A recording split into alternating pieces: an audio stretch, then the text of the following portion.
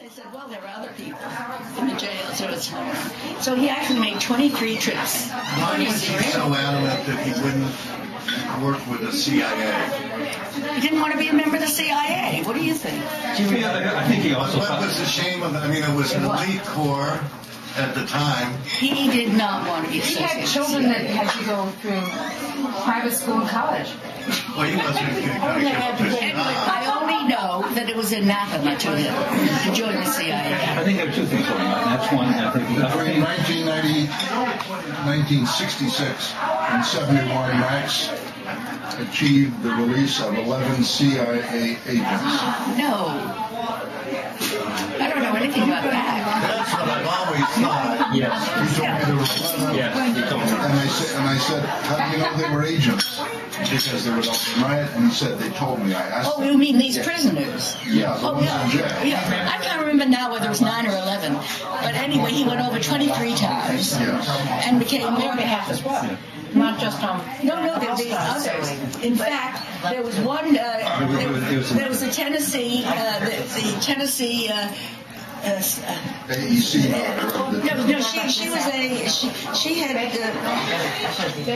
she was Miss Tennessee, very beautiful woman, and she had gone over there to meet someone she was very much in love with, and I guess she wanted to help him escape, and she was caught in prison. And he was finally able to arrange it. These prisoners could be given only to him. That's why he had to make so many trips. They couldn't just be released, shipped or released or whatever. And so when he went to pick her up, he said, and none of the prisoners knew him or knew anything about him. So he said, I am Maxwell Rabb, and I have just effected your release. She said, no, you haven't. He said, what do you mean? He said, I'm the one who got you free. She said, no. Bernard Ruskin, what was his name? You know, Gene Ruskin? No. Gene Ruskin? Bernard Bernie Dice? Are you talking about Bertrand Russell? Bertrand Russell. Bertrand Russell did it. Yeah. She had evidently been in correspondence with Bertrand Russell over the years or something. There was an early question about the CIA, and there were two reasons. The one was they didn't want to be associated with the CIA. The second one was they thought that it was better, he'd be more effective if he could claim that he had no affiliation with the government. That's what he told me. Exactly. And I believe that. And I actually did one of these with him, and I saw how it worked. So, No, that was a good. You did one? You have to hear about it after. Because it's been all 10 minutes. No, because I really have an answer. As the mother of the girl, she Yeah, has because I one request. really just want to hear it. And then you go right back to this and I can hear it. But I'm most interested in the whole civil rights aspect of what he did. And that, to me, was the most top secret thing he ever did. And I frankly didn't know much about it at all. He had a sense of it because he used to throw out these things. But until I heard the eulogy that Charlie Reagan gave, that was my first real introduction.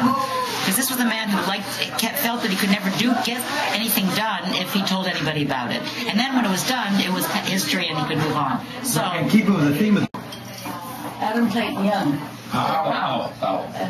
Andrew Young? Andrew Powell. Sent a letter to Eisenhower. But before it went to Eisenhower, he sent it to the Washington News. Thanks, you're welcome. Accusing Eisenhower of doing nothing in the civil rights movement. And Eisenhower was very upset about that. And so he said to Daddy, you have to... Thank you again, man. He said, you know, Powell, the interesting thing, in case you all don't know this, that the people on the Hill, the senators and congressmen, are not as powerful as their administrative assistants. And the administrative assistants really, they create policy, so far as we know. And Daddy, as administrative assistant and in cabinet college, when he just got out of law school, met a lot of the other administrative assistants. And so he knew Maxine, I can't remember her last name either. This is Maxine somebody or other. Okay.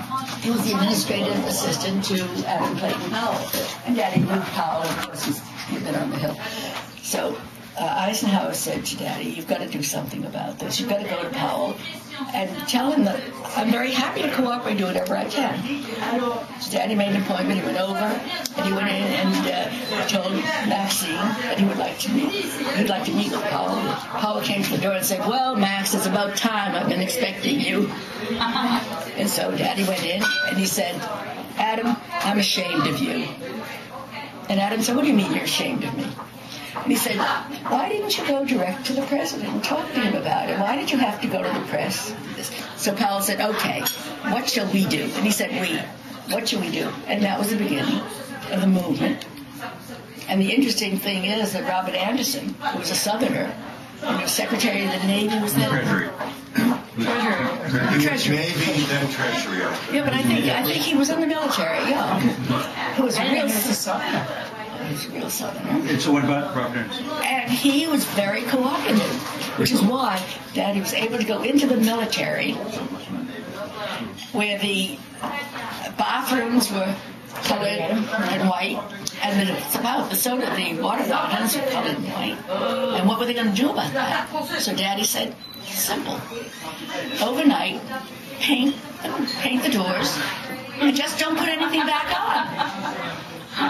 It's such a simple solution. Before we break up and so on, I want to comment on civil rights that Max considered his greatest achievement to avoid any credit for missions that he was successful in. And he even considered it a greater accomplishment to deny that he was involved. I asked him very pointed things about his relationship with Eisenhower, which I know he was one of Eisenhower's most trusted confidants, and about his role in civil rights. And he would pass it off, and I said, well, I did some work here and so on. But from what I've been able to determine, Max was the Eisenhower chief strategist on civil rights, and that he, in a sense, wrote the Little Rock Plan, the federalization of the National Guard. He sent the troops into Little Rock. That's right. On and on. I mean, stuff that's spine-tingling. And he built, and Max had this gift, of building relationships, of which I'm, a blessed receiver of that. And he built a relationship with a man named Mann, who was the mayor of Little Rock, and won his cooperation to support the federalization or the movement of the troops into Little Rock. And after it was accomplished, the town exiled him. Yeah, and that was so sad. And he left town, a failed man, and went to Dallas. Why did my father think it was so important to be anonymous? No, I know. Wait a minute. Always No, it wasn't that. Eisenhower said to him, I want to do this, but I want to do it very quietly, because you saw what happened with Truman. He wanted to do something, but as soon as the Congress and the press heard about it, he couldn't accomplish anything. I want to get this done, and the only way we can get it done is totally without publicity. So it wasn't to keep his part in his secret, but just to gets the credit for desegregating the military, and that's what's so annoying. And I mean, it's ironic. I mean, it's interesting. Yes. The answer is that many historians are lazy and they follow the story of the previous one, but someday some oddball comes along and delves deeper into the history. Thank you very much. And sets the May we hold our glass to you in as we are about Bruce's being Max's Boswell? Absolutely. Isn't that interesting? It was acquired. Well, see, Samuel Johnson has his Boswell. Max Rabb has his Boswell. The bus leaves at 4. I know.